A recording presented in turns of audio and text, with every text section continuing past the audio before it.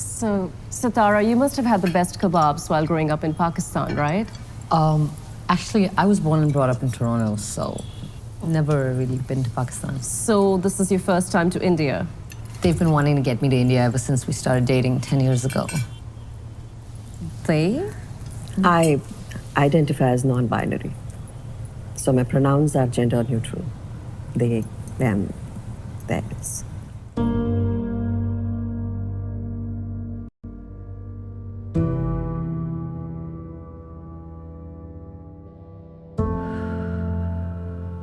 ये सब कुछ कुदरत के खिलाफ है। मेरा और सितारा का रिश्ता नापाक नहीं है मम्मा। तुम्हारी इन्हीं गुनाहों की सजा मुझे भुगतनी पड़ेगी। आज एक बार फिर आपने उसका दिल तोड़ उसको घर से बाहर निकाल दिया।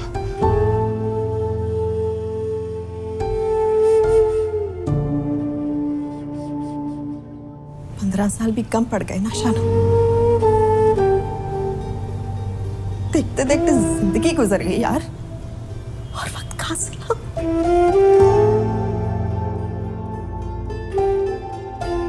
अम्मी की बुरी सुना। तुम्हें याद है मम्मा के लिए? सायरा और सितारा भी तो उसी कुदरत की देन है माँ। क्या उन्हें किसी और खुदा ने बनाया है?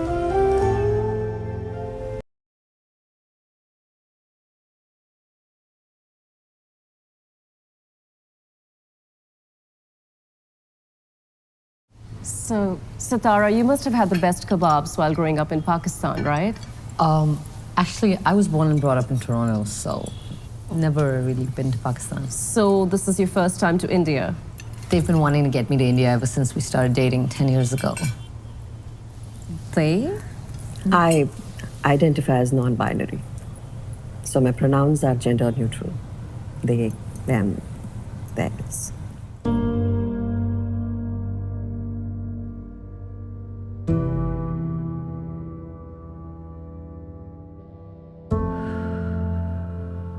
ये सब कुछ कुदरत के खिलाफ है।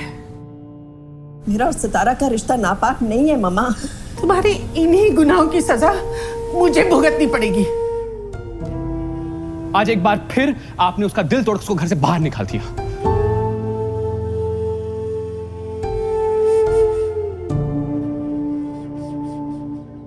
पंद्रह साल भी कम पड़ गए ना शानू। देखते देखते जिंदगी गुजर गई यार, और वक्त कहाँ से ला?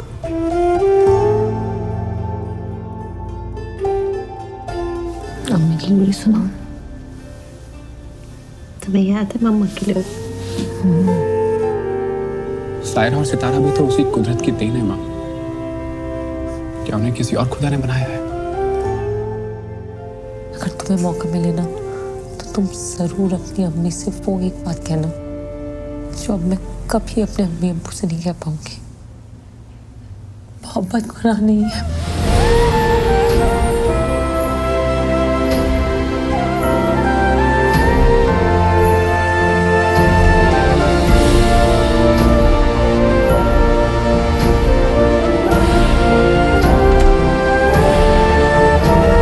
क्या मैं अंदर आ सकती हूँ?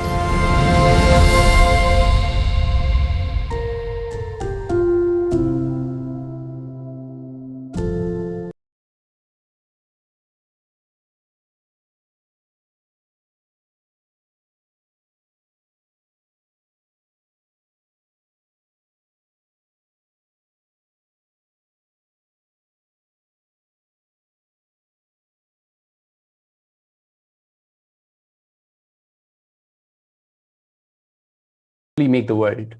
If you want to change the world, you need to change your story. Good evening, everyone. Sati takes immense pleasure in wishing you all Happy Pride Month. Sati celebrates Pride with our campaign Beyond Binary that celebrates diversity, promotes inclusivity with hopes to create an environment where every student of IIT Madras can be themselves without fear. Beyond Binary is our dream initiative that seeks to sensitize the the community of IIT Madras. As part of Celebration Month, in collaboration with IIT Madras, We're extremely glad and excited to have with us the cast and crew of Sheer Qorma. We have Swara Bhaskar, Priya Malik, Jitin Gulati, Faraz Arif Ansari, and Marike D'Souza. Thank you so much once again for agreeing to do this. We are more than grateful to be able to host you at our campus virtually. Thank you for having us. Such a pleasure. Well, Hi to start, everyone, thank you so much. to start off with the movie directly, I watched the trailer and I was thoroughly excited and intrigued. It seemed to touch upon various themes, and there's no one better than you for us to explain about it. So tell us a little bit about the story, how, like, what inspired you to write it, what is the process of making it, and what the movie seeks to convey to your audience. Thank you for your question. I think it is a deeply personal story to begin with. I think all art is born out of real personal experiences that we experience as individuals in our life, and I feel cinema is a very beautiful representation of our lives in that sense. It sort of magnifies, it sort of amplifies our very intimate lived experiences, taking it to a larger sort of sense of audiences in that sense. So I think the journey of Sheer Qorma really started by one question that I was asked at Harvard University when my earlier film Sisak was screening, and there was this one person in the audience who asked me, okay, great, you've made a film like a Sisak which has two men in it. When are you going to make a film about the queer women? Where are the queer women in Indian cinema? They don't exist. I mean, there was one representation in Fire, which happened when I was in school in the late 90s. There's been no queer representation of women after that. And that really got me into a thought process. I said, wow, that's that's really a question. I really need to think about it. And I think as a storyteller, my journey so far has been, I want to tell stories about the most underrepresented parts of the communities across the globe. And I feel queer women of the color, queer Muslim women of color, or maybe just the queer Muslim characters, non-binary individuals, these are the most suppressed groups within the queer diaspora as well, within the queer spectrum. And it wasn't really that thought of. I just wanted to, at the back of my head, I knew that this is a representation I want to do. But then the story of Sheer Qorma came from another personal experience when I came out to my mother.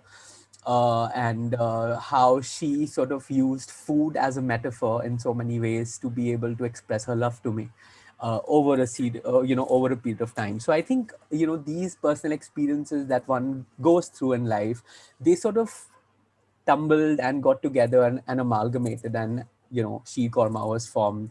I think to be fair enough, it was always meant, I always imagined it to be a very personal tale, right? But I think, when we kind of went mainstream with it, I think the first mainstream step for Sheer Qorma was getting Marika, as a producer, because Marika has only produced the biggest Bollywood films, right? So I think when Marika got on board, I was like, now I need to really up my game in terms of, how the film is going to look, who are the actors and all of that. And I think using that as a point, we kind of, I started working the backwards. And then the whole journey was that how do we get really wonderful actors who are very strong allies of the queer community, who have been very supportive of the cause of mainstream and inclusion and representation, and how do we take the film on a larger spectrum so that the film can have, I hate the word mainstream, so I'm not going to say mainstream, but a more of a universal appeal in that sense, which also at the same time is also very inclusive. So these were, thoughts, ideas floating around, and that's how Sheer Qorma was born. It was born right in this room where I'm sitting right now on this desk, and with just a dialogue I had heard my Khala Jan say, "Mohabbat guna nahi hai." And she had used it in a very different context at a very different point in time in my life. But that really stayed with me, and I was like, I want to share this dialogue with many people out there who might be able to heal through this just by listening to Mohabbat Guna Nahi Hai. It's such wonderful words, just 4 words really, but they add up so much. They add up so much of representation, so much of healing for so many people across the globe, across the spectrum. So that was really where I started. following up with that, I also seem to observe that there's a huge influence of Urdu language in the trailer as well as, of course, in the movie. So, is there any specific significance tied up to it? I mean, without being, without being, I don't want to meander, but I think when it comes to representation of the Muslim community in Indian cinema, most representation has been very regressive. It's been very, it comes from a place of, it does not come from a place of authenticity, really. I've never seen my family being represented on the big screen ever.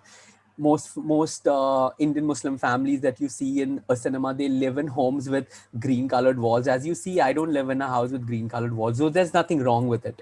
My mom does not wear a hijab. We don't eat biryani and kebab every day. We don't speak in chaste Urdu and all of that. These are certain stereotypes associated with the queer community. I don't wear, surma in my eyes. I don't have a skull cap on my head. So I think. I wanted to see a representation, very authentic, very real, of my family and many families like my family, Indian Muslim families, to have a place in cinema. And I think that's where the idea was. And when it comes to Urdu, I think, there's a misconception that Sheer Qorma has Urdu. It's not Urdu, actually, it's Hindustani. And Hindustani is really an amalgamation of many languages. It's an amalgamation of Hindi, it's an amalgamation of Urdu, of Farsi, of Khadi Boli, which Amir Khusro used to write poems in. So what we speak is Hindustani. We don't speak Hindi or we don't speak Urdu.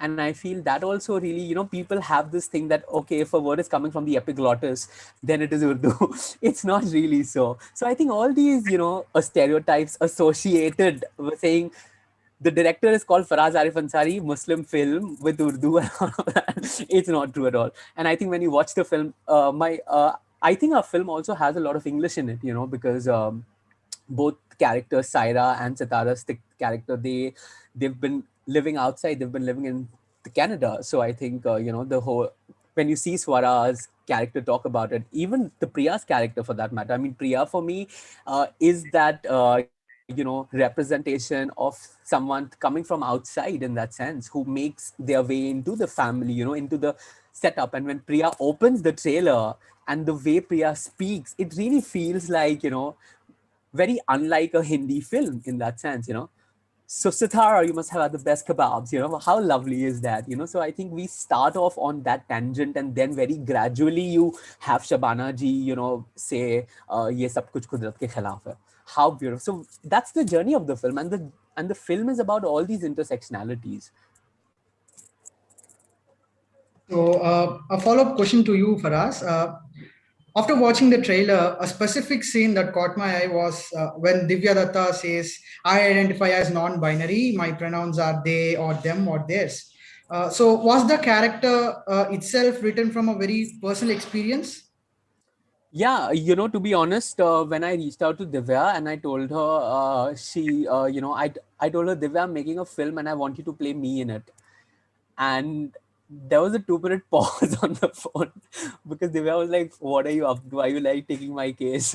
And I said, no, I want you to play me on screen. And in fact, even in the film, there are 2-3 costumes that come from my own wardrobe that Divya is wearing in the film. So it's that close to home, really, I mean, that authentic representation has happened, and I know a lot of people have questioned the fact that if Divya identifies as non-binary, why is Divya's character in the film wearing a hijab?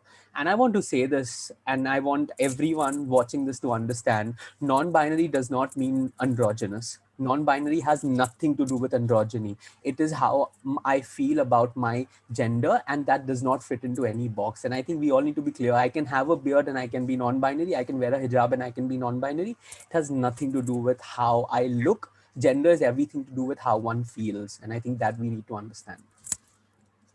It's truly thought-provoking. From one character to the rest, talking about the background of the characters, like already mentioned, a little glimpsed it for us. The characters are queer identifying Muslim women. That's like so many layers of stereotyping that you had to unwrap. So what was your writing process like while working on the script? I think before I take the question, I would want Marika to answer this. Being a first-time producer, having read a film like Sheer Qorma, because to be honest, I must share this with everyone watching this. Marika never had any apprehensions, any reservations about the film. She read it, she loved it, and all she called me, and she said she calls me fool, right? All the time she calls me fool because that's the thing. And she said, "Fool, let's do it," and that was it. So I would like to understand. And I think it'll offer a fresher the perspective in that sense to hear it from Marika. Honestly, when Faraz shared the script with me, he said, "Read this and see if you want to produce it." And I read it, and I didn't think of anything else but the story. All these layers did not matter to me, honestly. So that I didn't even think of it. It was a beautiful story. It was a love story. I'm a big sucker for love stories, and it needed to be told. I don't think we need to fit ourselves into a box, right? And I don't fit myself into a box. And everybody is free to do what they want eventually. And I don't think we are, you can't describe a person by their religion, by even their pronouns, by anything. Each person has a personality, and that is what matters in a story for me, right? And I felt we need to start normalizing putting out stories about love between two women, two men, whatever it is. And more importantly, it comes with acceptance from your parents. If that's what the film is about on some level, right? Whether you're dating a person of the same sex, whether you're dating somebody of the same religion or not, all of it, you eventually somewhere want your parents to come in on it. And for me, that's very, very important to understand that we must accept everybody, each and every individual, for whoever they choose to be. So there was no unraveling, no opening up layers for me.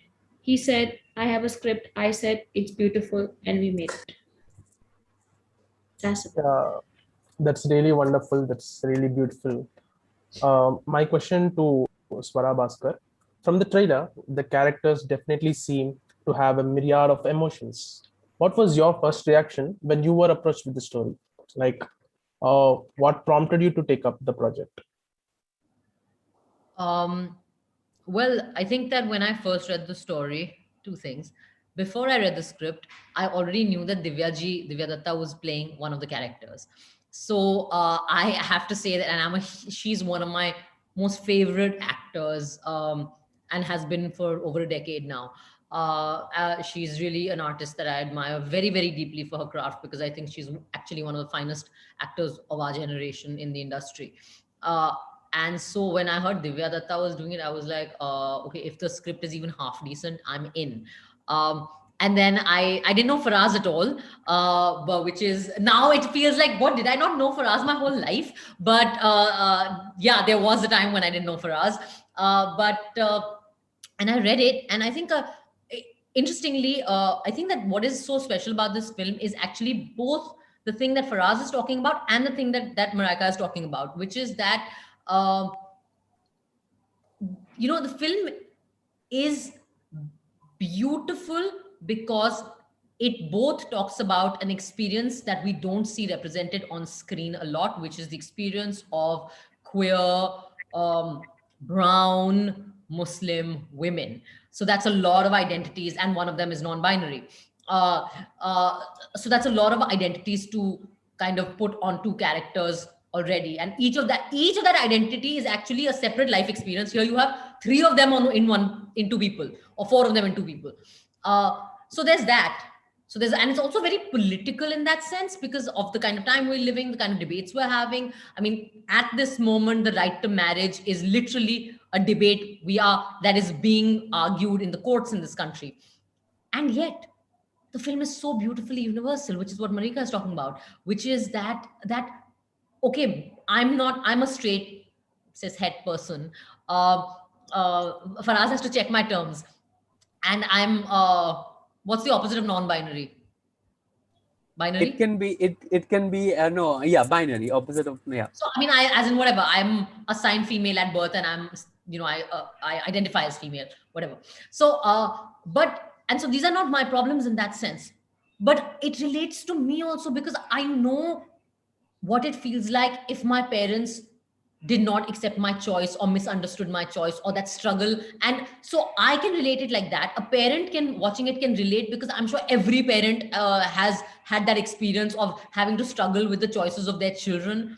So there's something very beautifully universal, as she said, about wanting your parents to just accept who you are and your choices, whether it's your career choices, that you studied for engineering but now you want to turn into some other, whatever, graphic designer, photographer, actor, or whatever, or that you love someone who doesn't belong to your same caste or linguistic identity or religion or whatever, or that you want to be a model or an actor. I mean, we all know this. So I thought that it was amazing that one film was doing both things, that it was speaking to particular identity representation and it was speaking to a universal emotion. And that is, I think, the most special thing about this film. And that is why, to me, this film will work everywhere. You don't have to belong to any identity. You don't have to speak Hindi, Hindustani, Urdu, know anything about India, know anything about anything.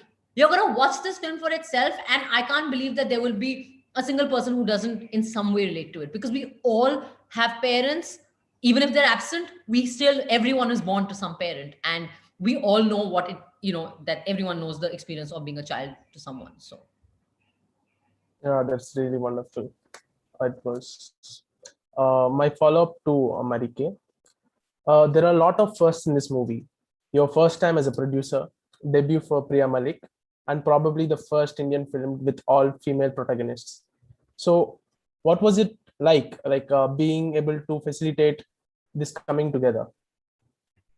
So it's my first independent film, which I'm probably financing and producing, but it's not the first film to be produced by me. For me, what was important to back up is that I wanted to back up, his project. I needed to put it out there. I wanted people to see it. I felt that we could collaborate with other co-producers to find a way to produce this film, give it our best, and I just had to make it happen. And I didn't want Faraz to hold back on anything that he required. So from that perspective of producing, it was pretty much the same thing. For having so many women on the crew, we have about 80% of women crew, right, on this film. So that's a first, because it was really a lot of amazing energy and noise also, and extra emotion. But it was fun. It was lovely. And we have female protagonists. You really, everybody sort of blended, had their own sort of blast on set. And I think what we managed to do is produce a project with love. And I think that's what women do a lot of the time. I wouldn't say men don't do that, but we kind of give it a bit of an extra edge, is what I'd like to believe. So most definitely it was a first, and it was a great collaborative effort, to be honest.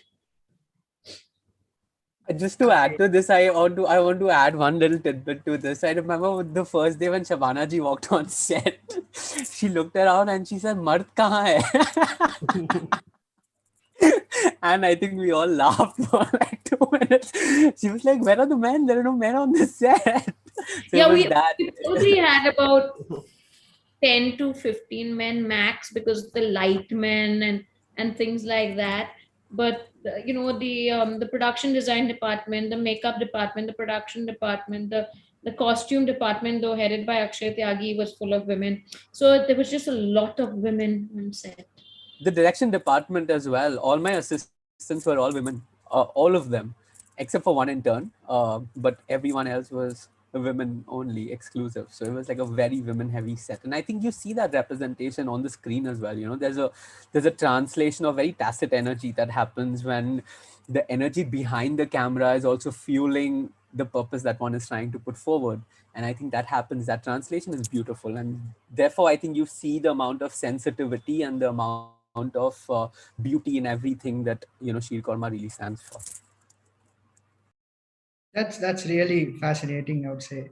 So, my question to Jitin: you have worked with Faraz before on the previous project, Sisak, which was India's first silent LGBTQIA plus film, and it sure had an outstanding success. So, what was it like working on yet another project with them? And is there more to come in the future? And also a follow-up question: it would be great if you could tell us a little bit about your character in the film. Okay, I'll take one question, one by one. For me, doing Sheer Qorma was actually a no-brainer. For me, a film is a director's vision. Director is the captain of the ship, and a director has the ability to make a one-liner love story also look beautiful, feel beautiful, and be universally accepted. So for me, doing Sheer Qorma was a no-brainer because I'd already worked with Faraz. I knew his aesthetic sense. I knew the kind of stories he tells. I also knew how he puts out his stories and what he expects from films and what films are supposed to do. They're just not a medium of getting made and being entertaining people and moving on to the next one. He spends a lot of time putting out a message through his films. So when I came to know about Sheer Qorma, I knew it's the protagonists were female, and at that point of time, I did not know the cast.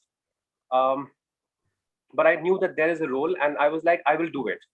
I later on got to know that the cast includes stalwarts like Shabana ji, Divya ji, and Swara. There's Kalyani Mule, and Priya is also doing it. I was the last one to join the film, and I then told Faraz, let me just walk by the set, even if it's just one line here and there, I'm okay with that, because where else will I get to work with talent and actresses who stand for so much more than just their craft. So for me, I was very fortunate, when I eventually heard these names, I was like, yeah, it's a no-brainer for me. And it's all come together very beautifully. With Faraz, the surprise factor always is, what he tells you and what is there in the script and what you expect it will become. Even though I've worked with him before, it's much more than what you get. And that's the same thing with Sheer Qorma. The cinematography, the way it was pictured, Sisak was pictured, was very different than what Sheer Qorma is. The other thing with Sheer Qorma is, in Sisak, I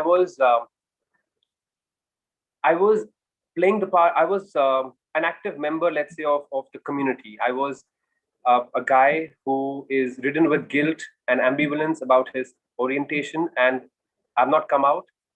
And I'm actively living those feelings. In Sheer Qorma, I was an observer of those feelings. And the beautiful part is that I don't know if any film has dealt into the familial setup of the LGBT community so well. So actually, with my experience with Sisak and Sheer Qorma, I got to actively play the part and also observe it, from a family angle. And personally, trust me, it's an education for me. I have begun to understand privilege and so many other things about myself better because I've done these films. There were things I would not question before. But I think personally I would now, and I do now, because I think now is the time to make the changes that we can. We live in such a volatile world right now that it's important to question, and it's important to put out these things because change is important. So I'm to just put in a summary, I'm very fortunate that I have been part of both Sisak and Sheer Qorma, and thank you to Marike, thank you to Faraz for totally demanding so much out of me and believing that I could deliver. I don't know if I could deliver, but he somehow believed. I don't know what he saw, but thank you so much for seeing something. Thanks a lot. It was more than the good looks. Let me just come in and say that it was more than just the good looks. Okay, it was Jitin's true talent as an actor. I know I get called out a lot saying, "Oh, Jitin, both films," and I'm like, "Please, yeah, that's not like that." So it's important to, I think, highlight that acting abilities over everything else. Yeah. Great. We really expect both of you to do more films. Yeah, the third question, I don't know. Faraz, I don't even know what he's doing. I'm gonna pass the question to Marika. Well, to be honest, it's the first of many, and we definitely want to generate content that will get out there, that will make the difference, and reach audiences globally. Yeah, that's really awesome. I want to follow up more on Priya Malik. It was your debut film, and you must feel really special, like to start on such a bold note. How was your experience, and could you tell us a bit about your character? Sure. So my first reaction when Faraz reached out to me was a huge yes. I don't think I could have asked for a better debut to speak. And for some reason, every time Faraz approaches me for something, I'm always cooking. Okay, and when when they talked about the film, and they said that, I'm calling it Sheer Qorma, this is what the film is about, ये LGBTQI community के बारे में है, और मैं सारी privileges और सारी minorities जितनी भी मैं check कर सकता हूँ एक कहानी में, मैं वो सब करने की कोशिश कर रहा हूँ. फराज के साथ मैंने पहले काम किया था एक टीवी कमर्शियल पे, और I had gone back home और मैंने सिसक देखी थी. वहाँ मैंने जितिन का भी काम देखा था, फराज का भी काम देखा था, तो इतना तो जानती थी कि I am in good hands. I am working with people who are great at their craft. And after that he named Swara, and he named Divya, and he named Shabana ji, and I was like, oh my god, am I dreaming. तो मेरा actually ऐसा reaction था. Plus मेरा जो character था, अब मैं हमेशा से, जब मैं अपनी कविताएं भी लिखती हूँ, मैं हमेशा एक सोशल एंगल अपनी प्रेम कविताओं में भी डालती हूँ, बिकॉज मुझे लगता है कि art with an impact is very essential. To me art is suppose to make people feel something, and I think कहीं ना कहीं मेरी और फराज की वो विजन हमेशा अलाइन करती है. Stanislavski said this really great thing that I always stand by, that there are no small characters, there are only small actors. And ये बात समझ के चली थी मैं कि ठीक है, मेरी पहली फिल्म है, छोटा सा रोल है, लेकिन ये रोल स्क्रिप्ट में जब इस बारे में बात होती है लैंग्वेज के बारे में. As a poet, as a human, मैं बोल सकती हूँ कि हम ह्यूमन कनेक्शंस हमेशा लैंग्वेज से ही बनाते हैं, और जेंडर इंक्लूसिविटी इंग्लिश में होना इतना ज़्यादा ज़रूरी है. Because if you look at Hindi, आप हिंदी देखें, आप इंडोनेशियन देखें, आप टर्किश लैंग्वेज देखें, जेंडर्ड प्रोनाउंस नहीं है उसमें. लेकिन जहाँ अंग्रेजी की बात आती है, वहाँ जेंडर प्रोनाउंस आ जाते हैं, वहाँ हम सिर्फ ही और शी में ही बात करते हैं. Another thing which I loved about Susan's character, I call her Silly Susan, is that दिखाया गया है कि वो UK से आई है, और वो एक सर्कल होता है, right? She is on the outside periphery. तो वो इंडिया में भी अभी आई है, और जो उसकी कॉन्वर्सेशन होती है स्वरा से और दिव्या से और शबाना जी से, उससे वो एक पेरिफेरी में अंदर आने की कोशिश कर रही है. तो वो जो सर्कल मैं देखती हूँ, वो as a yes coming from the west and coming to India, and also trying to understand more about the LGBTQI community, because she comes from a place of ignorance. And I love the fact कि फराज ने दिखाया कि वो NRI है, क्योंकि हम सोचते हैं कि वेस्ट में तो सबको पता होगा, अरे उन्हें तो सब पता होता है, वहाँ तो हर कोई ऐसे ही, हाँ वहाँ तो सबको नहीं पता होता. I've lived in Australia for 10 years, and the amount of bias I have seen, and the lack of education that I have seen when it comes to any minority, whether it is gender, whether it is religion, whether it is a linguistic minority, there needs to be education. And I think as an ally of the community, I don't want my allyship to just be a label. I want it to be an action. और ये एक छोटा सा action था जो मैं कर सकती थी, और मेरे लिए it's been nothing but an honor to start with this project with such wonderful people. So thank you. I mean, Thank you. Thank I you just very want to add one thing to what Priya said. Everyone in that sense in the film is an outsider, really. Everyone, every character, when you see them meeting for the first time, they're all outsiders in their own way. Even Shabana Ji's character, in spite of being in her own home, hosting an Eid luncheon, she herself is an outsider in that space. And it is really bizarre because there is so much of unspoken tension that sort of prevails, and it very gently pans out through Priya's dialogue, through Ajitin's looking around, through Swara's silence that, she very gently sort of overtakes. I remember the first dialogue, without giving any spoilers, but the first dialogue that Swara says in the film is when, she responds to Divya. And we don't even see Swara's character until someone reaches out to speak to Sitara. Sitara is nowhere. Sitara doesn't exist in that room. Sitara is invisible until Divya gives visibility, Saira's character gives visibility to Sitara, turns and says, Shami kebab try kare. And that's when Swara, very out of nowhere, just shows up in the frame and says, Karti hu. And, when every time I watch that, I have it's the most random line, right? Someone saying, have you tried something? And the person is responding saying, I will now. But it really makes you choke a little, yeah, the way it is, because there's so much of history behind what has happened, even in that short span of time. And I think so everyone, like what the Priya very beautifully said, they're all outsiders in that sense in the film, and how they all are trying to find that moment of familiarity with one another, to make a bond with each other, and to drive home a point of love. Yeah, and just to add to that, I think food has been a metaphor throughout the film, you will realize. And I will leave you to watch the film and see how. लेकिन शुरुआत के scene से लेके and scene तक आप देखेंगे कि कहीं ना कहीं वो जो and I think that's this comes from a very personal place for Faraz, और मेरा भी, क्योंकि मैं खाना बहुत बनाती हूँ, तो आई अंडरस्टैंड कि खाना इमोशंस से जुड़ा हुआ होता है, और हर फ्रेम एक poem है. Every frame is a poem. So yeah.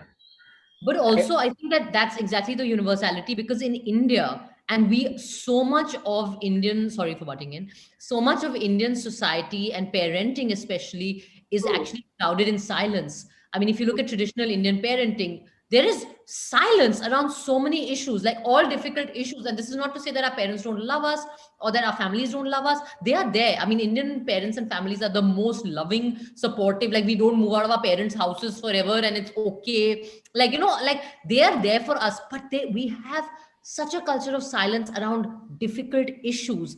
Yeah. And so how does that get navigated? Food is a vehicle of love. Food is a language of love in India, across the subcontinent, I would say.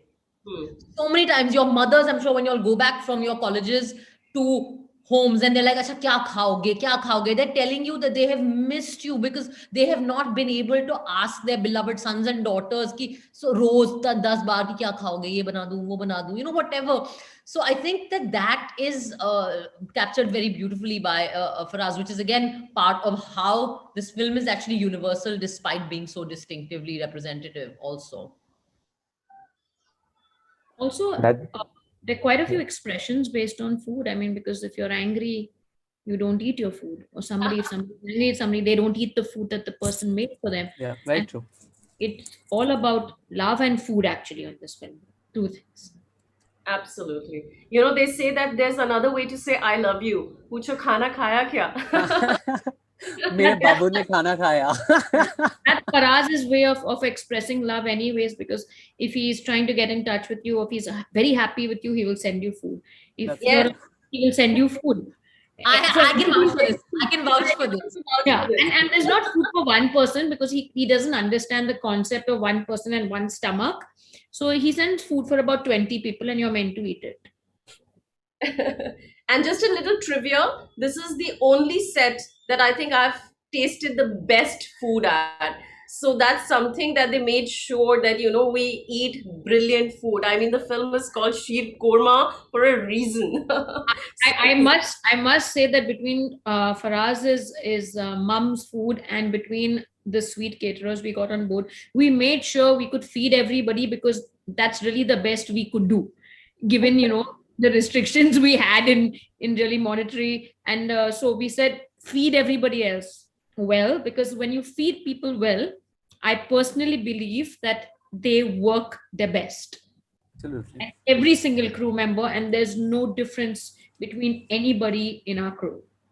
And I And love that part about everybody, Maracas also. Yeah, I remember when we were filming, and you know, it was a heavy set with like so many actors. Divya, Shabana ji, Divya, Swara, Priya, Jitin, Kalyani. Everyone was there at that point in time. And I remember when we broke for lunch, I stepped out, and there was this really pretty shamiana and like food. I was like, wow, is it what is going on?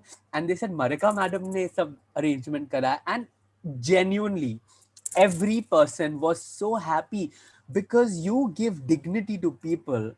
You treat people equally, and that is a game changer. And that Marika does so well. So well, so well. I cannot even begin to say.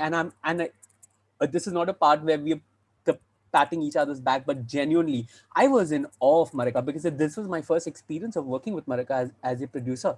I was in awe. I said, wow, this is how you earn respect. This is how you earn love.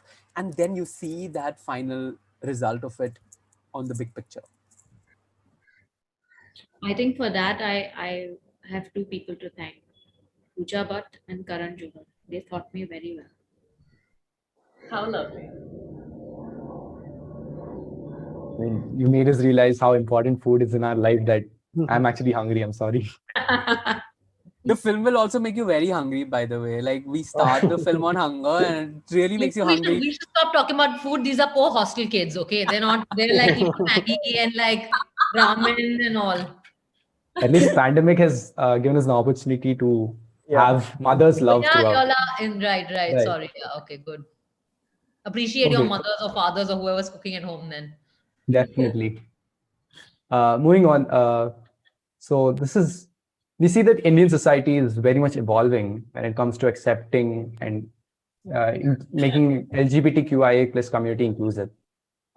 Even with the recent news of Madras High Court's judgment on sensitization and education about the community, or the Supreme Court's judgment a few years ago that decriminalizing a part of Section 377. Ever since, the portrayal of characters from the community on popular media has changed. What do you see in future as actors, director, and producer? Let's start with Priya. Oh, I think it is a welcome change because I remember growing up and seeing the LGBTQIA community specifically being only represented for humor. There was always a character which, would be there just for a joke. And I remember growing up and thinking that needs to change. And the fact that we have come such a long way from being portrayed as humor to being portrayed as people, I think that in itself is absolutely beautiful to see. And sometimes people tell me, and I'm sure Swara, you get asked this as well. You to probably get asked even more. I mean, I see your battles on Twitter day in and day out. But people still ask me that why are you still talking about feminism? And I'm sure that I don't even need to answer that. So when people ask the LGBTQIA community saying, why are you still talking about this? Why is this important? Like, obviously it is important. Look around us and look at the amount of information that people don't know. Ignorance breeds intolerance, and that is a universal fact. When people are ignorant, they will be intolerant, and that is about everything in life. So the idea of education, and the idea of that education, nobody needs to come and teach me. If I have to be an active ally, if I want to be a good human being, I should go and educate myself, no matter what it is about. And mainstream media, niche media, literature, popular mainstream culture needs to start representing people from every aspect of the society. This is the reality we are living in. Media is the mirror of the society, and society eventually becomes a mirror to what is being seen in media. And I think that's a very important aspect to remember while making films, while creating art. It's extremely important, and I'm so glad that things are happening. So yeah.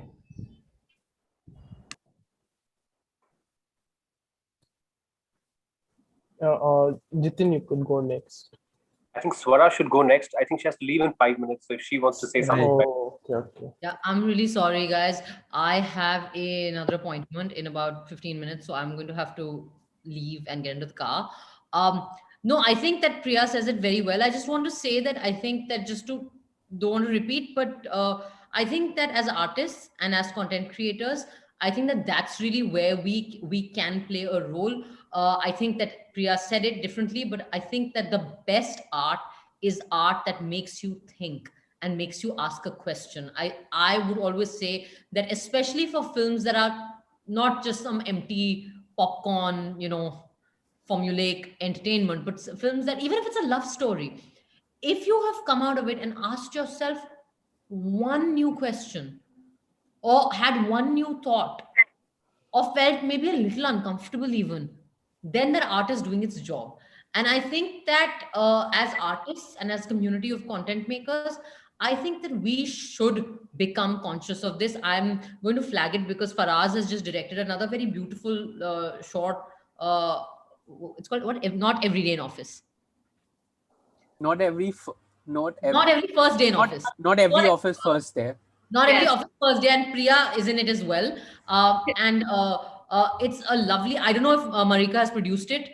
Okay. I didn't go through all the credits, but I think that film, whoever hasn't watched it, please also watch it, because it beautifully captures how actually, like, it's almost like a meta look at our own lives and our own sort of what we're consuming as audiences, what content is out there, and just the fact that art can lay the seeds of change in the most intimate way, because what we see goes straight to our heart. That is why the visual medium is so powerful. So I think that it's great that this kind of stuff is being made. We must strive for it. And I think that, all the theory about social change, social transformation, education and all that, yes, definitely, this is the practice of it. And it's an honor to be a part of it. So on that note, thank you, everyone. I'm really sorry. But yeah, I will see you all. We are very thankful for you, for your time. And I know you're very busy. You had like multiple appointments today. Bye, Sparrow. Bye, guys. Thank you so much for coming. Yeah, Thank you so much. Thank you. Bye. If we can still move on with our discussion. Right. So there's also usually a lot of dialogue with regards to misrepresentation of queer characters, especially transgender roles played by cis heterosexual men or women. So what do you think about the issue? Jitin? Is it question? Okay, yeah. No, it's open for all. Like, we really appreciate anyone to take up and then put forward. Jitin, do you want? Okay, so I'll go first. Okay, so I'll go first, and then everyone can add a little bit. No, this is my personal opinion. I feel that the trans community continues to be one of the most underrepresented communities in the LGBTQI spectrum itself. There's great amount of transphobia within the queer community as well, and this is across the globe. It's not an Indian phenomena. It's a global phenomena. I have traveled to I've interacted with many queer communities across the globe, and I see that. I keep asking, where are the trans folks? They're nowhere. And I feel that what Ryan Murphy has been doing in Hollywood is, really putting trans representation right at the front by, shows like Pose and so on and so forth. And I feel that we still have a long way to go in terms of trans representation. And I think it's a situation that we also need to understand, that the trans community is still struggling with basic necessities, food, clothing, shelter, right? They cannot even think of acting as a career option because the way the society is, and we are all responsible for it, each one of us. We've never created opportunities for them to even consider acting as a profession. And hence, I feel that what I started back in 2018 were free acting workshops for the trans community called Transaction. And we have been doing it in Delhi and Bombay. Now, because of the pandemic, we had to stop it this year. But we had over 300 members from the trans community who participated. Many of them got roles in films. Some of them did Netflix series. Some of them are doing modeling. Some of them are now entrepreneurs running their own, successful social media pages on Instagram and so on and so forth. And I feel that that has only happened because we decided that we can keep doing these panels and these discussions, but how are we really going to make sure that everything that we are saying is also going to have equal amount of action, right? Because actions eventually are where it all lands up. How we as a privileged individuals are going to create platforms for empowerment. And nobody empowers anyone, but I think to create that platform of empowerment from your own privilege is also very essential to understand. And therefore we've been doing that. And having said that, I feel the character of a trans individual should be definitely played by a trans person. You need to at least try to find a trans person. I understand if you don't find trans characters, then it's a separate thing, right? Like the way it happened in Sheer Qorma, we really looked for a queer actors to begin with, at the start of it. We really wanted to cast a queer characters. Unfortunately, we never found anyone in that particular age, the bracket, in that sort of, the caliber of acting, and therefore we went ahead with the actors we have in the film. And the same thing was with Sasak as well. We really looked for queer actors to begin with, and then when we did not, we went ahead with the best actors that we could really find. So I think the the the important thing is to try. The problem what happens mostly out here is we don't even try. We just go ahead and cast whoever we want to. And I feel that is not fair. I think we need to try. We need to give it our best. If we fail, then we can go forward and be like, we tried, we made efforts, but it didn't work out.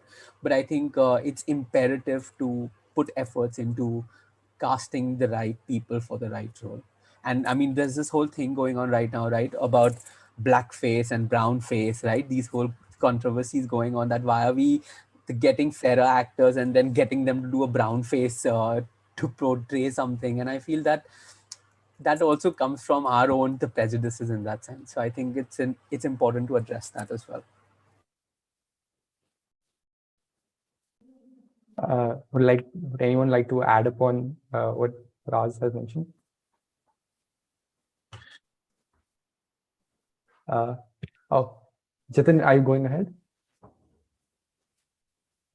You muted. Sorry, yeah. I'm sorry, you muted. I would just like to say that, as Faraz mentioned, trans characters, queer characters should be played by, even though I'm an actor and I feel talent supersedes everything. And if you're fit for the part, you should be asked for it. But we need to open that opportunity for the minorities.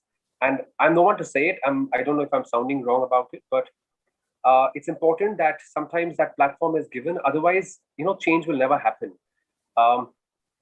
And thankfully, those kind of stories we now can see. Films, at least in my life, films have given me a lot of life lessons. If I can call something my best friend, it is films. And that's what I think films do for a lot of people out there.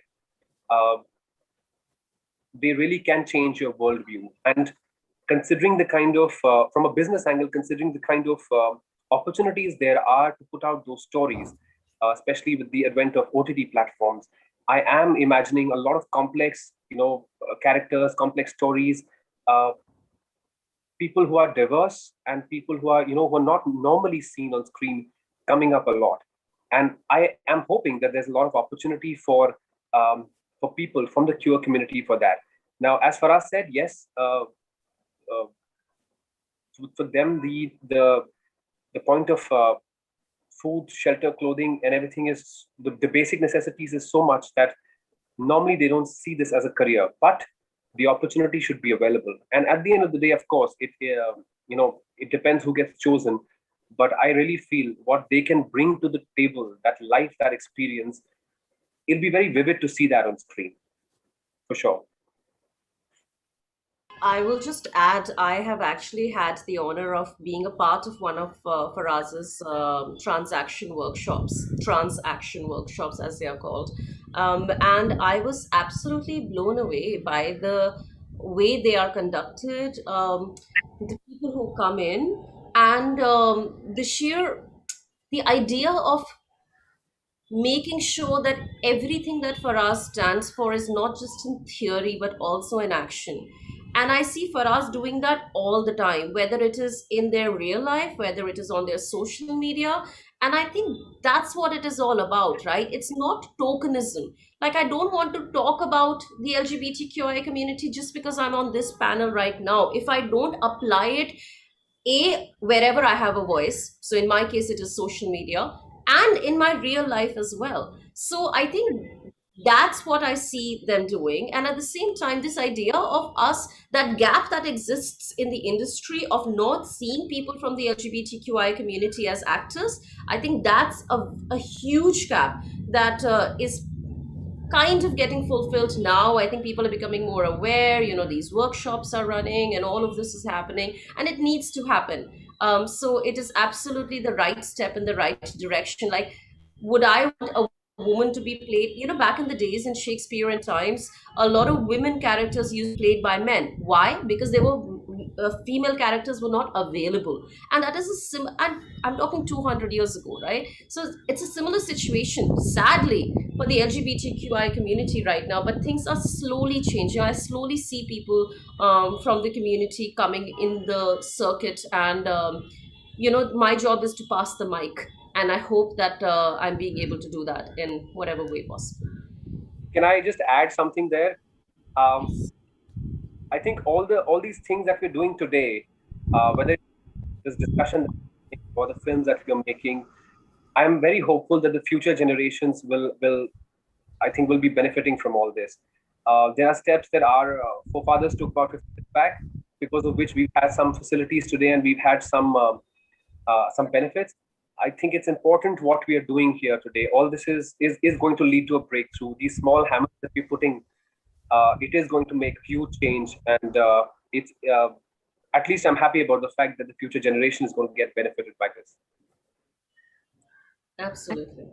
I think to sum it all up, the reason to produce such content is basically, if we can change one life, even one, then we've done something with this film. And believe me, the amount of people that have reached out to us and have said, to Faraz, to me, to say that we came out to our parents, this helped us with just a trailer, not even showing them a film. Somebody has reached out, I watched this with my mom, and I was able to come out to her. And it's so beautiful, because that means you're actually helping people to move along. You're doing something that will benefit people. And if you can make a small change in the world, because let's not kid ourselves, we're making a little change. It's going to take an entire universe to come together and make this happen. And if we can be a part of that journey for everybody to feel inclusive, to feel like they have a voice, and they have somebody who's going to support them, then we really need to make a lot of more content like this.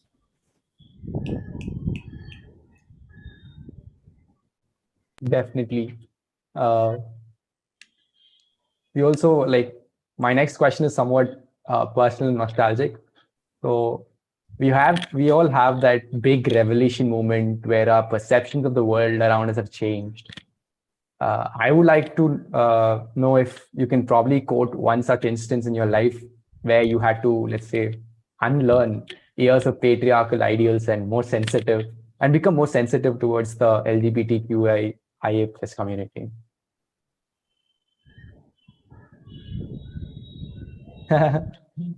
Some thought to put in. I'll be happy to go first. I have a personal story. So growing up, as I said, I was never made aware or never educated about the LGBTQI community. I think since I was a little girl, I always took the onus of my education and my awareness to come from me. And being a voracious reader, being a person who always saw things and analyzed them from a different perspective, I had my own iota of knowledge, about the LGBTQI community. In the beginning of my career, I must have been 18 or 19 years old, I started working in a call center. And in that call center, I met a person named Victor, who was a voice and accent trainer. And then I got promoted and clearly became a voice and accent trainer. They changed it to communication training. And Victor and I became great friends. Now, there was always something different about Victor. And Victor would never talk about it. Victor it was left for me to understand. Like, I knew that he was different, but I could never ask him how. And I'll give you a small example. I remember once Victor was talking to me, and he said, Victor was from Guwahati. And he said that, I never grew a beard, Priya. And he had long hair, and he was like, I never grew a beard. And school mein mujhe is baat pe bahut bully kiya jata tha ki teri daadi kabhi kyun nahi hogi. And I went home and I thought, should I ask him about it? And we spoke of these instances where he was differentiated. I remember how people in the office would talk about him, at him, make fun of him. He had a peculiar way of speaking, a peculiar way of walking. Everybody could see he was different, but he would never talk about it. Victor and I eventually became great friends. He was the best man in my first marriage, and then I left for Australia, and Victor always kept in touch with me. Then I came back to India a couple of years ago, and Victor got back in touch with me and said, you know what, I have never met someone like you who I can share my deepest, darkest secrets with. And Victor and I caught up in Gurgaon. He was still working in the communication industry, and we spoke, we spent a night together, we talked about a lot of things, and that was the first time. So mind you, this relationship had lasted like 12, 13 years. And for the first time, Victor talked to me about what it was like for his mother to not accept who he was. And by that time, I was grown up, and I must have been like 30 years old. I understood that he identified with the LGBTQI community, he identified as gay, and he found it really hard. He was a single child, a single parent. Mom, it was just mom, and it was just him, no siblings, and how mom just didn't get it. And he told me that, listen, I'm thinking of quitting Gurgaon, leaving Gurgaon, and I want to go back to Guwahati, and I want to start a food business because बहुत हो गई मेरी ये जिंदगी. He was 35, जिसमें मैं ना अपनी मर्जी का कभी काम कर पाया, ना मैं कभी अपनी मर्जी की जिंदगी जी पाया. I want to date people openly. I want to tell my mom that I want to get married to the guy that I'm in love with, or whoever I fall in love with. वो वापस गुवाहाटी चला गया. हमारी एक आधा बार बात हुई. He eventually became a chef. He started cooking because that's what he really enjoyed. Got in a relationship, called me a couple of times. I got busy. I had just come back to Bombay. I was trying to manage too many things. 2016. And one day I got a call from a girl named Tatiana, who called me and said, hey, I'm Victor's cousin. I just want to let you know that Victor passed away. And how he passed away was that he had gone to attend a wedding, and he was inside the hotel washroom, and he had a heart attack and he passed away.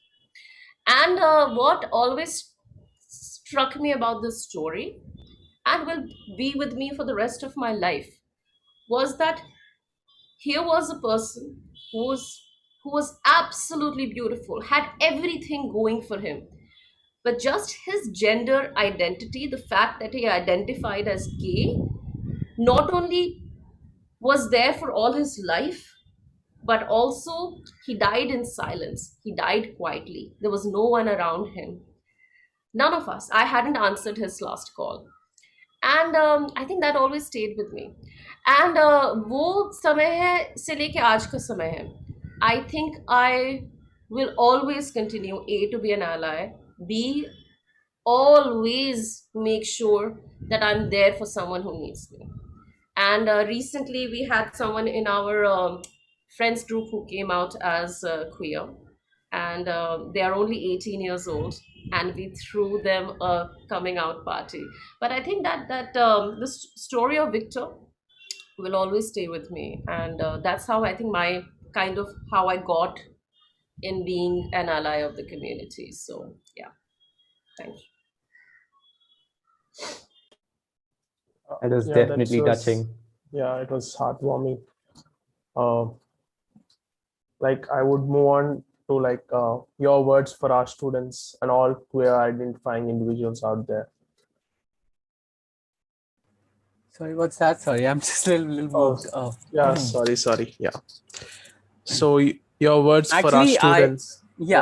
I think before that, I also want to talk about, I think, we often say that a queer person knows everything, and that's not true at all. And I think what happened was very interesting when I was traveling to Canada in 2018 with Sisak, I happened to travel to over 250 schools and universities, playing Sisak for them, and doing the question and answer interactions after the film. And I remember that it was very beautiful unlearning or learning for me that happened there, because every time you met a person in the Canada, and they could be as young as 6 years old, they introduce themselves saying, "Hi, my name is XYZ and my pronouns are whatever." And I found it very fascinating, because until 2018 I had no idea that you can actually choose, you can actually choose your gender identity. I had no idea. I had no idea about the fact that non-binary exists. I came out as a non-binary person in January 2020, because that's how I always felt. But I had no idea that there was a term that existed for it. So in the first half of my trip through Canada, I kept on misgendering people all the time, because you are stuck in the understanding that a person's gender is how a person looks. That's how you've been brought up. Even for a queer person of my sort of background, I also had that same preconceived notion. When you see a person, that's how you relate to a person. But I had to unlearn that, and then imagine my journey from there to this point where I now am making, I've made a film about a non-binary a protagonist. I identify as non-binary. So I think to be able to have had that personal journey for myself has been very interesting, because we all have prejudices, all of us. There's no person in this world who can say I don't have a prejudice. We all have prejudices. I think what is the beauty is, how do we overcome that?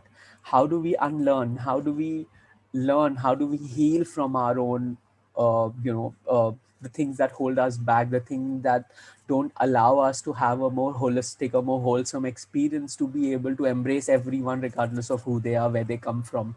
And I feel that is a journey that we are all on, and I think that is a journey that will go on until the last day of my life. And I feel that to have that clarity now is just beautiful, because it opens up everything to me. I don't every time I meet someone now, the first thing is I do is I introduce myself and I use my pronouns, and then I ask them theirs, even if they're not using it. And I think that is where we are moving towards a more inclusive world. I feel a lot of people think that's being excluding, but it's not. It's actually being more inclusive. And I hope that, in the years to come, we move towards more inclusion, where everyone feels appreciated for who they are, and everyone feels embraced for who they really are, without being judged. So, okay, so now, sorry, Priya's story has really moved me.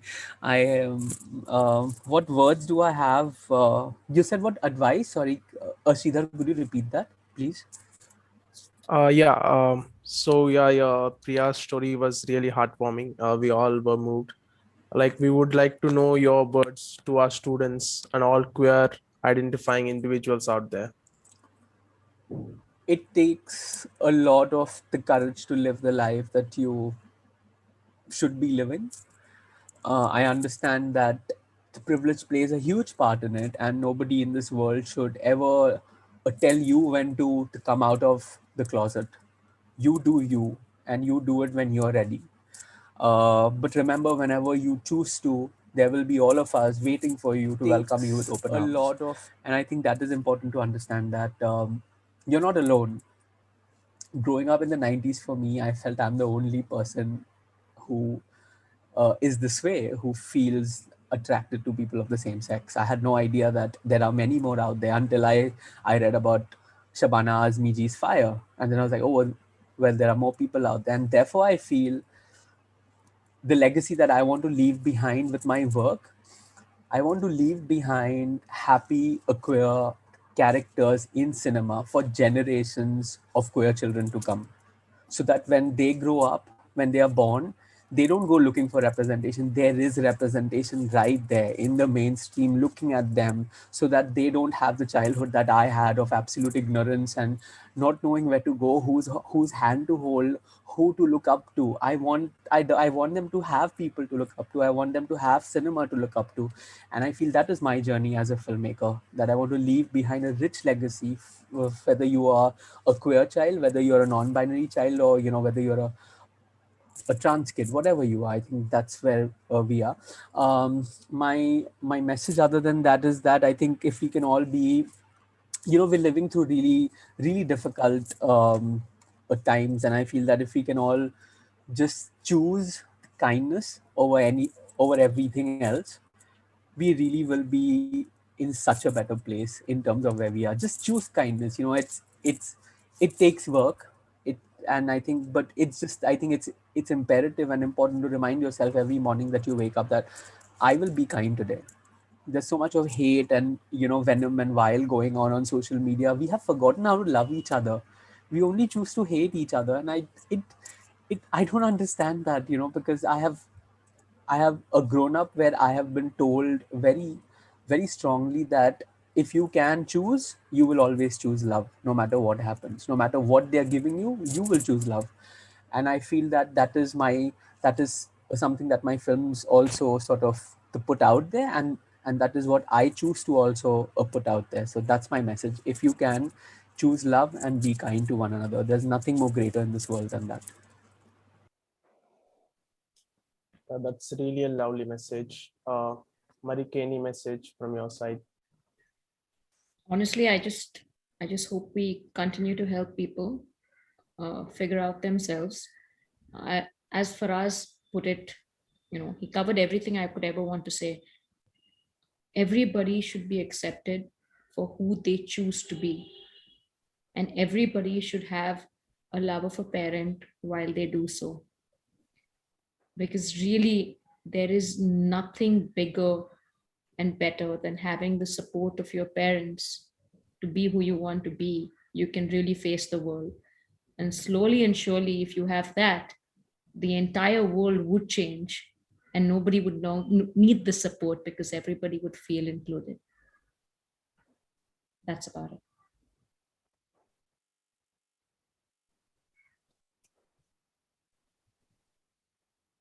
Jitin, you had some words.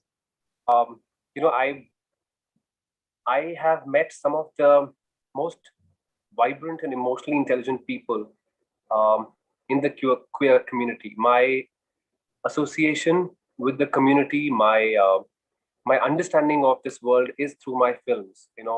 Whenever I've done a film, I have researched and I've done work, and I have gotten to know people. And I really want to tell people from the queer world out there, people who are still looking at coming out of,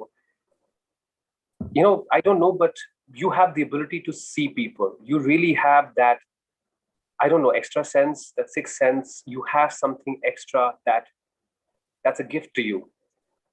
You are very creative people, very emotionally intelligent. I see people in this community having great organizational skill, very ethically, very correct. Somehow I really feel they make great leaders too. Don't think that you are any lesser. I know it takes a lot of courage, but do fight for that, for being that true version, that true self that you are. Let the universe, let the world around you adjust to you. Stop adjusting to the world. This is what the world expects. It's high time that you stand up and let the world adjust for you. And you don't need to do that for yourself. And as it's a Pride Month, please be proud of yourself. It's very, very important. You guys, very special. Brilliantly put, Jitin. Like, seriously, brilliantly. And you did a silent film. Come on.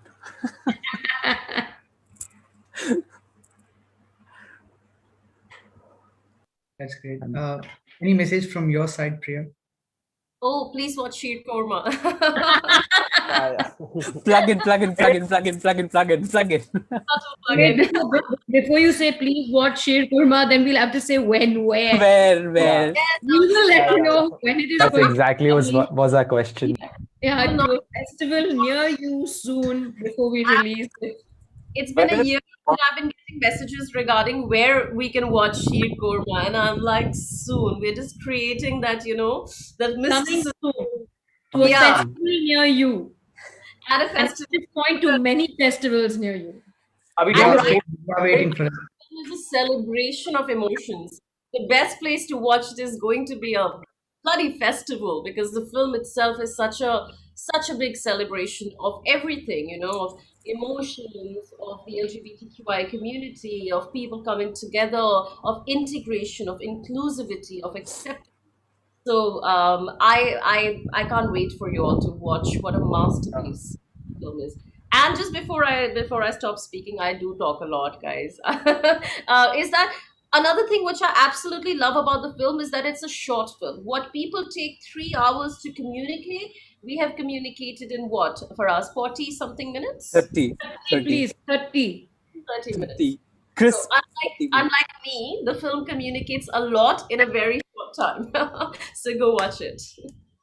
It's actually, yeah, actually, I mean, what Priya said, it's very true. It's really everyone who's seen the trailer. I'm sure everyone on the panel and everyone watching this must have initial feedback that we got when we released the trailer in February 2020 was people did not want to believe that this is a short film. They said this looks like a feature film, and entire credit goes to Marika for that, because she amped it, she mounted it at such a big level, and there were no stones unturned to make the film what it is. Everything that was asked and more was given.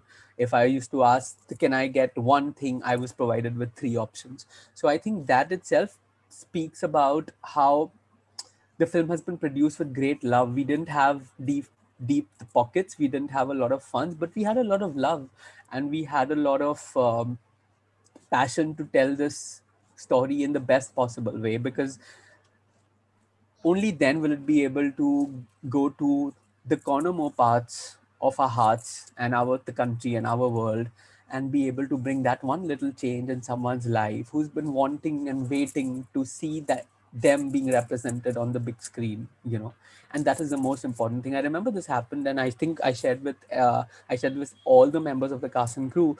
A young girl from Lucknow saw the trailer 50 times back to back, and then she walked up to her mom, and she came out to her mom after watching the trailer of Sheer Qorma. And I think that itself is such a big victory for all of us, to have been, we've changed one life. Yeah, and I don't know how many more lives, I mean, this is one life that we know of that really transformed. And then she said, will you FaceTime my mother? She just wants to thank you for giving her daughter the courage, who's not been able to speak for 25 years. 25 years, imagine. People are finding courage out of a 2-minute trailer. So imagine what 30 minutes of this film is going to do. And hopefully in the future, what a feature film of a bigger magnitude, with more inclusion, with more love, with more acceptance, made with on a much bigger scale, is really going to do. It's going to change lives as we know it. It's going to change in representation of queer identities, not just in Indian cinema, but also in global cinema. Because when do we ever see brown queer people in global cinema, right? And we hope to do that eventually. So I think miles to go, and I feel Sheer Qorma is a tiny little giant step in that direction. I guess for us, that all matters at the end of the day, changing lives. And after seeing what has gone into the film, we can't wait to watch it. Thank you. Thank you. And I'm really, really moved by your mission, such a proud mission of changing cinema by such a small step. I wish you really, really good luck for that. And I really look up to you. How sweet. Thank you so much. That is so kind of you. And I feel that, filmmaking is a team effort. And I feel that each one of us who has worked on Sheer Qorma, we've all put in equal effort. We've all put in equal passion, equal heart and everything. And I keep saying this over and over again, that this film wouldn't have been what it is had we all, it was just a synergy that came together. Everyone, every little person, from spot person to to a producer, everyone was included, everyone was loved, and everyone was treated with great dignity. And I feel that eventually leads up to something beautiful, and therefore it really sets it apart when you watch it, because it feels so different, it feels so new. Although the story is so universal, and you've seen it in bits and pieces here and there, but what feels new is that energy that gets captured onto the camera, and hopefully on will be passed on to the audiences as well. That's a very lovely thing. And I would like to end on a very lovely note too, I hope. Thank you so much, all of you agreeing to do this. We have moved beyond measure by your presence today. We wish the movie and the team a lot more success in the future. Sati IIT Madras has always tried to push the boundaries of inclusivity within our campus, be it with regards to the panel discussion yesterday about the need for queer collectives across universities, or our Art and Pride initiative, through which we hope to provide a platform for young and upcoming queer artists. We have always strived to make the campus, even virtually, a free and liberating one where one never feels the need to restrict their true selves and express themselves despite their gender and sexuality. We are eternally grateful to the entire team of Sheer Qorma for playing a pivotal role in this sensitization process. We are also grateful to the team at 1M IIT Madras for helping us put together this entire event. Next week, we are extremely thrilled to be hosting Naz Joshi, Miss Universe Diversity Model and Advocate for Transgender Rights on YouTube for a fun-filled, exciting interview. This event is on 26th of June, this Saturday at 6:30 p.m. Do tune in. For more information, follow us on our social media channels linked down in the description. Thank you, everyone, and have a good night. Thank you. Thank you. How sweet. And say hi to Naz. Naz is my student, by the way. She learns everything with me. So I'm so happy Naz is doing this. We will do mention about it in the interview. Yeah, she's absolutely phenomenal. Right. Well, thank you so much. Such a pleasure. Thank you so much for having all of us. Yes. I guess the streaming is done. Okay. And this was a humble request in the beginning as well. Yes, to wait for a picture. Yeah.